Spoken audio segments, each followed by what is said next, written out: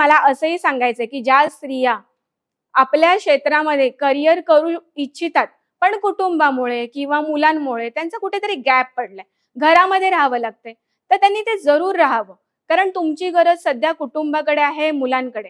त्यानंतर गॅप झाल्यानंतर तुम्ही ते पूर्ण करणारच आहात. तुम्ही तुमच्यावरती विश्वास ठेवा. तो फक्त आणि फक्त तुमच्यावरच अवलंबून आहे. कोणी टोमणे मारले किंवा कोणी तुम्हाला थांबवलं म्हणून ते कुठेही थांबणार नाही. ती फक्त योग्य वेळ काय आहे ती तुम्ही तुमची समजून घेतली पाहिजे, असं मला वाटतं. नमस्ते. मी मृणालिनी अमोल खरात. मी विरार येथे राहते. मी योग प्रशिक्षक आहे. लहानपणापासून आमच्या घरामध्ये शिक्षणाची भरपूर आवड, जेवढं पाहिजे तेवढं शिका, जे हवं ते शिका, याच कल्चरमध्ये आम्ही मोठे झालोत. मी बी-ए केलं. मला ॲक्चुअली डॉक्टर व्हायचं होतं, पण माझं पाठांतराची आवड वगैरे बघून पप्पांनी मला आर्ट्स फॅकल्टीमध्ये जाण्याचा निर्णय दिला. त्याप्रमाणे मी बी-ए केलं. बी-ए केल्यानंतर मला पुन्हा एम-ए करायचा नव्हता. पण एम-ए न करता मी छोटी-मोठी नोकरी केली. पण तरी अजून कुठेतरी अपूर्ण आहे असं वाटत होतं. मग सहज म्हणून बी-एडची सी-ई-टी दिली. तर सी-ई-टीमध्ये पण माझा नंबर लागला. आता नंबर लागला तर घरी कॉलेजचे फोन्स वगैरे चालू झाले. तर मग बी-एड करण्यासाठी पप्पांनी तेव्हा पण प्रोत्साहन दिलं. त्यामुळे मग मी बी-एड पूर्ण केलं. पण बी-एड नंतर मग मग थोडं लग्नाची चर्चा घरामध्ये चालू झाली. पण मला लव्ह मॅरेज करायचं होतं, त्यामुळे मग मी लव्ह मॅरेज केलं आणि थोडंसं माझ्या घरच्यांशी माझे संबंध तुटले. मग त्यानंतर पण माझ्या सासरी सगळे अगदी व्यवस्थित होते, सगळे जॉबला होते, सगळे जॉबला जायचे. तर मला असं जाणवलं, की घरामध्ये कोणीतरी पाहिजे. तर मी माझा निर्णय दिला, की मी नोकरी करणार नाहीये. नोकरी न करता मी घर सांभाळणार आहे. आणि तिथेच मग माझं सगळं जवळ करिअर नाही, शिक्षण नाही, तिथेच थोडंसं थांबल्यासारखं वाटलं. पण मग त्यानंतर 2 वर्षानंतर मग मला मुलगा झाला. मुलगा झाल्यानंतर मग घरामध्ये थोडेसे प्रॉब्लेम्स झाले, ज्यामुळे आम्हाला वेगळं व्हावं लागलं. जी आमची एकत्र फॅमिली होती, आम्ही आधीच विरारमध्ये घर घेऊन ठेवलेलं होतं. आम्ही विरारमध्ये शिफ्ट झालो. तिथे गेल्यानंतर मग मुलगा हळू शाळेत जायला लागला आणि मिस्टर सकाळी जायचे ऑफिसमध्ये, ते डायरेक्ट रात्री घरामध्ये यायचे. हळू मुलाची शाळा वाढत गेली, शाळेची वेळ वाढत गेली आणि मी एकटी पडते असं मला थोडंसं जाणवायला लागलं.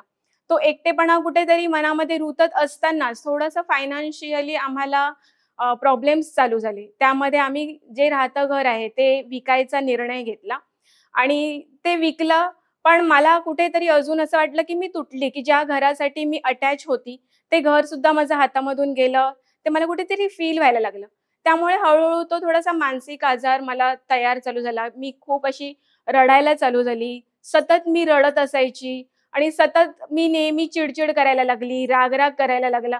मला कुठेतरी असं जाणवायला लागलं, की मी एकटीच पडते. कोणी माझ्या बरोबरच नाहीये, कोणी माझ्याबरोबर बोलायलाच नाहीये. आणि मग अशा वेळेस मला थोडं जाणवलं, की नाही मला कदाचित सायकॉलॉजिस्टची गरज पडू शकते. कारण मी बी-ए केलं होतं, त्याच्यामध्ये सायकॉलॉजी होता, सायकॉलॉजी एंड पॉलिटिक्स.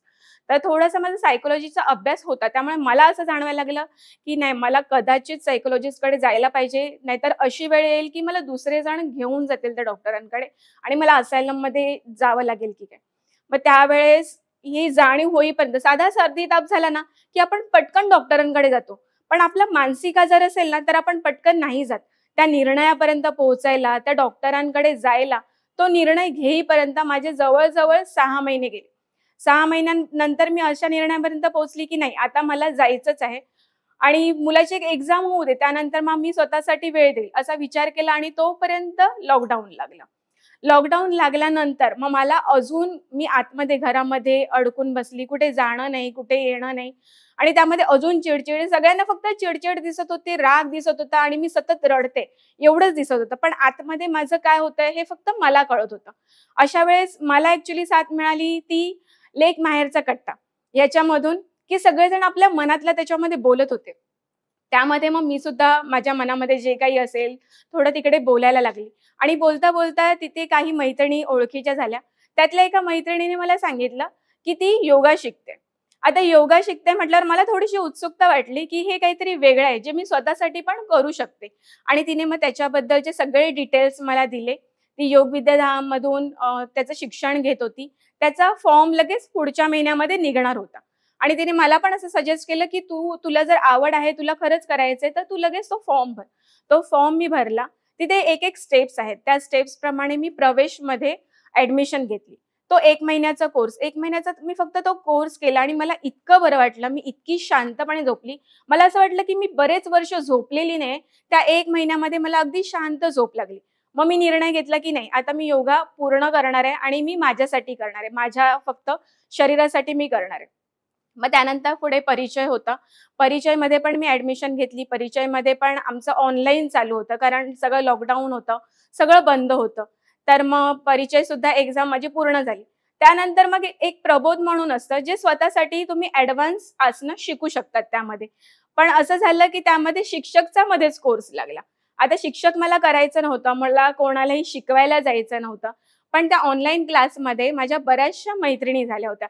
ज्यांनी मला आग्रह केला, की आता परिचय केलायस तर मग शिक्षक पण कर.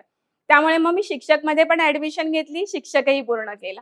शिक्षक नंतर लगेच प्रबोधचा वर्ग लागला आणि प्रबोधही झाली. आता प्रबोध झाल्यानंतर मला असं वाटायला लागलं, की मी जर शिक्षक केलेलंच आहे, तर मी का दुसऱ्यांना शिकवू नये? कारण मला स्वतःला इतका फायदा झाला. मी जवळ-जवळ अर्ध्याच्या वर स्वतःहून बरी झाली होती. माझ्यामध्ये खूप सारा आत्मविश्वास येऊ लागला होता. मी यामधून बाहेर हळू पडायला लागली होती. त्यामुळे मग माझा निर्णय ठाम झाला, की नाही मी आता दुसऱ्यांनाही शिकवणार आहे. पण आता सुरुवात कुठून करायची? कारण तेवढा मी जे माझे काही ओळखीचे होते, सगळ्यांबरोबर मी हळू बोलायची कमी झाली होती. मग मी आता माझं पुन्हा बोलणं चालू केलं. माझ्या ज्या मैत्रिणी आहेत, जे नातेवाईक आहेत, ज्यांना करायची इच्छा आहे, जे असेही घरीच बसलेले होते. त्यांना मी मेसेज पाठवला, की मी असं-असं योगा केलेला आहे. तुम्हाला करायचं असेल तर तुम्ही करा. आणि मी ते फ्रीमध्ये चालू केलं. फ्रीमध्ये चालू केल्यावरती माझे ऑनलाईन जे क्लास मी माझा वेळ ठरवला. वेळेमध्ये मग सगळेजण यायला लागले, क्लास करायला लागले. यामध्ये मला असं जाणवलं, की बरेच जणांचे प्रॉब्लेम्सही होते, जे ॲक्टिव्ह नव्हते. आता लॉकडाऊनमध्ये बऱ्याचचा ॲक्टिव्हपणा कमी झाला होता. ते ॲक्टिव्ह व्हायला लागले. वेट वाढलं होतं. त्यांचं वेट सुद्धा कमी झालं होतं. मग मला थोडंसं अजून आत्मविश्वास आला, की अरे वाह! मी जे शिकवते त्याच्या दुसऱ्यामध्ये, समोरच्यामध्ये अजून छान परिणाम होतोय. मग आता माझ्याकडे रिझल्ट्स तर होते. आणि त्याचबरोबर पण माझ्याकडे सर्टिफिकेट नव्हते. कारण योग विद्याधामचा असा रूल होता, की तुम्ही शिबिरामध्ये यायचं, जे तुम्हाला तिथे येऊन करायचं होतं, जे 10 दिवसाचं होतं. आता मी कधीच माझं घर सोडून, मुलाला सोडून कधीही राहिलेली नव्हती. मग माझे माहेरचे सुद्धा हळू माझ्याबरोबर बोलायला चालू झाले होते. त्यांनी मला सांगितलं, की "तू मुलाला माझ्याकडे ठेव आणि तुला जर करायचं तर तू करून येऊ शकतेस." मग त्याप्रमाणे मी मुलालाही माझ्या घरी ठेवलं. मी 10 दिवसाचं शिबिर केलं आणि छानपैकी सर्टिफिकेट घेऊन आली. आता मग माझं फक्त ऑनलाईन क्लासच चालू होते. पुन्हा मला कसं कुठेतरी रिकाम पण वाटायला लागलं, की घरातली कामं तर होऊन जातात. ऑनलाईन क्लास एक 2 तासाचा वगैरे होऊन जातो. पण मला पुन्हा करायचं काय? कारण अभ्यासाची एवढी आवड होती, लहानपणापासून आवड होती आणि आता परत मी अभ्यासाला सुरुवात केली होती. ते कुठेतरी पुन्हा माझं थांबलंय असं वाटायला लागलं. मग तेव्हा परत माझ्या मैत्रिणीने सांगितलं, की "चल आपण एम-ए इन योगशास्त्र असं करूया." ती सुद्धा आमच्या शिक्षकमध्येच होती.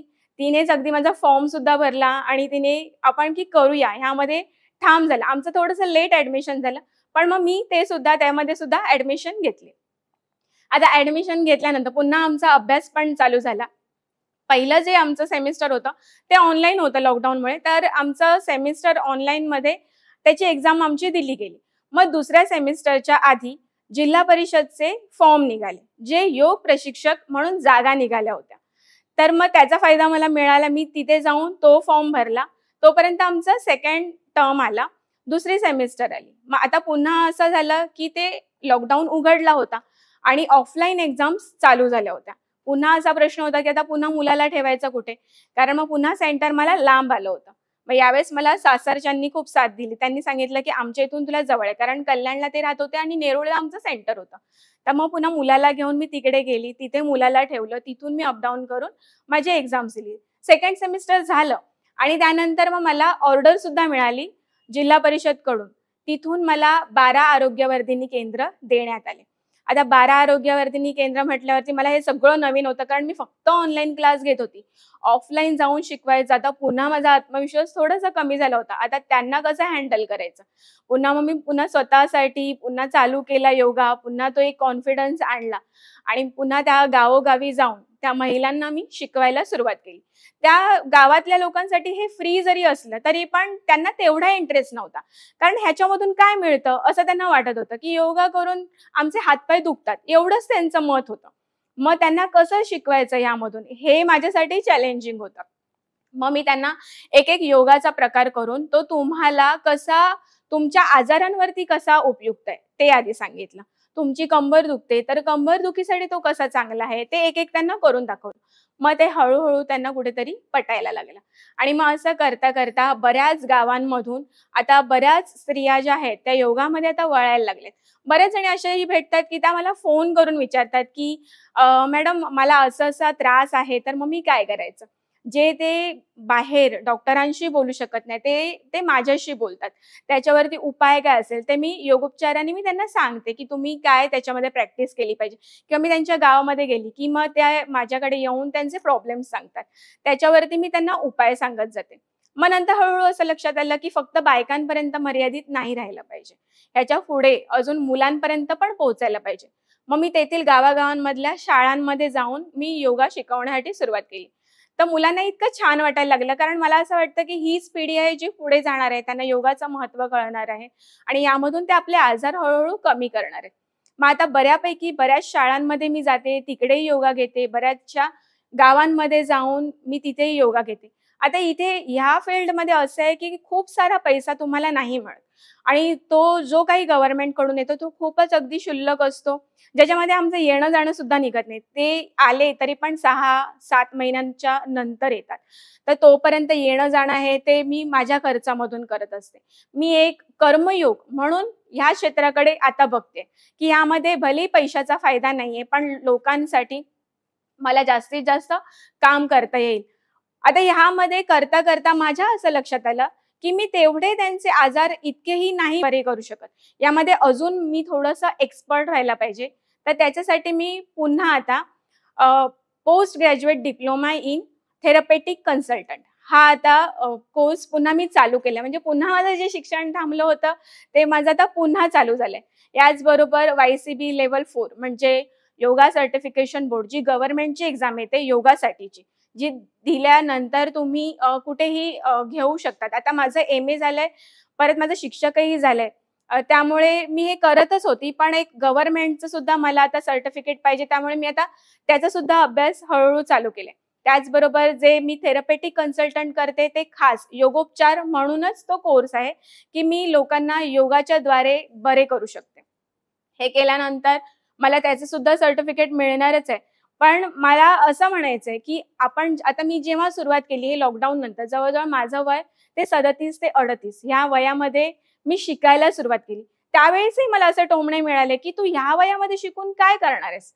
ह्याच्यामध्ये तुझं करियर काय असणार आहे? तू जॉब काय करणार आहेस?" पण मी ते ऐकून, टोमणे ऐकून सुद्धा मी पुढे शिकत राहिली आणि आता माझं शिक्षण बघून आणि माझा जॉब बघून हेच त्यांच्यासाठी उत्तर असेल, की यामधून मला काय मिळणार आहे. आज वयाच्या 40व्या वर्षी मी हळू माझ्या करिअरला सुरुवात केली. इथून मला माझं योगोपचार केंद्र सुरू करायचंय. पुढे मला पी-एच-डी करायची. ती मी करणारच आहे. आता हा मला पूर्ण आत्मविश्वास आलेला आहे. पण मला असंही सांगायचंय, की ज्या स्त्रिया आपल्या क्षेत्रामध्ये करियर करू इच्छितात, पण कुटुंबामुळे किंवा मुलांमुळे त्यांचा कुठेतरी गॅप पडलाय. घरामध्ये राहावं लागतंय. तर त्यांनी ते जरूर राहावं. कारण तुमची गरज सध्या कुटुंबाकडे आहे, मुलांकडे. त्यानंतर गॅप झाल्यानंतर तुम्ही ते पूर्ण करणारच आहात. तुम्ही तुमच्यावरती विश्वास ठेवा. तो फक्त आणि फक्त तुमच्यावरच अवलंबून आहे. कोणी टोमणे मारले किंवा कोणी तुम्हाला थांबवलं म्हणून ते कुठेही थांबणार नाही. ती फक्त योग्य वेळ काय आहे ती तुम्ही तुमची समजून घेतली पाहिजे, असं मला वाटतं. मलाही माझ्याही कुटुंबाला माझी गरज राहणारच आहे. अगदी 100% राहणार आहे. मी माझ्या कुटुंबाबरोबर पण राहणार आहे. पण याचबरोबर मी माझा स्वाभिमान सुद्धा आता कमावलेला आहे.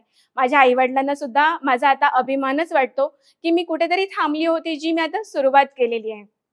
आणि मी जेव्हा माझं आता हे स्वत्व मला मिळालेलं आहे, तर मला असं सगळ्यांना सांगायचंय, की तुम्ही कुठे खचून जाऊ नका, की तुम्ही कुठेही तुमचं वय बघू नका. कुठल्याही वयाच्या टप्प्यावरती तुम्ही तुमचं करियर सुरू करू शकतात.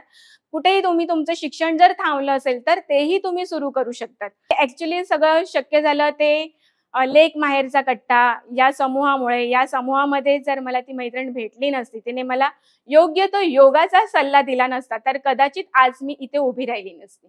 मी मनापासून धन्यवाद देते सारिका मॅडमचे, विकास सरांचे, त्याचबरोबर दीपाली मॅडमचे, की थँक यू सो मच. तुमच्यामुळे आज मी इकडे आहे.